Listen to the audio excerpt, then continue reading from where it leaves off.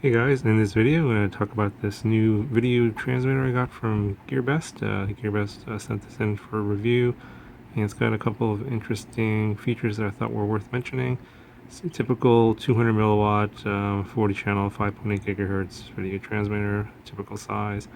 A couple differences here are the SMA connector is not directly soldered onto the video transmitter. It's got a little pigtail, which is kind of nice, so you could put this and mount this into better places where a crash, the antenna won't rip off this connector, and in the event that this is damaged, you can always solder on a new one. And there's not much that comes with this kit. You get basically the transmitter itself and a cable, and they give you a spare, which is nice, so you could wire this up into a different quad and move your video transmitter from one quad to another, which is makes it a little bit modular. Just comes in a little electrostatic bag. That's all you get.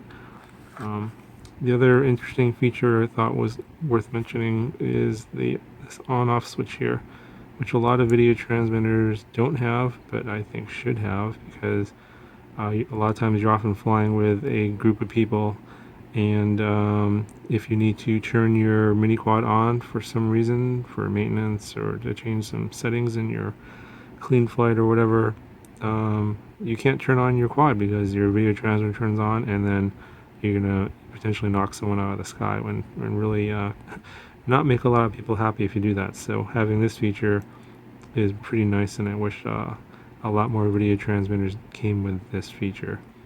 This also comes with a push button and an LED to change your bands and channels, and that's works pretty much the same way as a lot of the other ones with little buttons here, and also your little display here with your bands and channels. Nothing too fancy about that.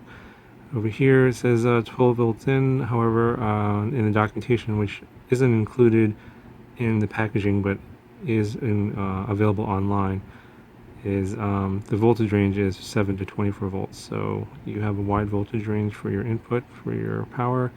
You only get video and no audio. And then at the very end here is a 5 volt output. So it does look like it takes the 7 to 24 volts and steps it down to 5 volts for your cameras. So most CCD cameras are going to be able to handle 5 volts, so that shouldn't be an issue. Anyway guys, just a quick look at the Dragonfly 200 milliwatt video transmitter. I'm going to be putting this on probably the Nighthawk 200, the other the frame that I just got from Gearbest as well. I'll put a link in the description for this video transmitter if you're interested in checking it out. It's pretty inexpensive. I think it's like $22, something like that. Anyway, if you have any questions, let me know in the comments below, and I'll talk to you guys in the next one.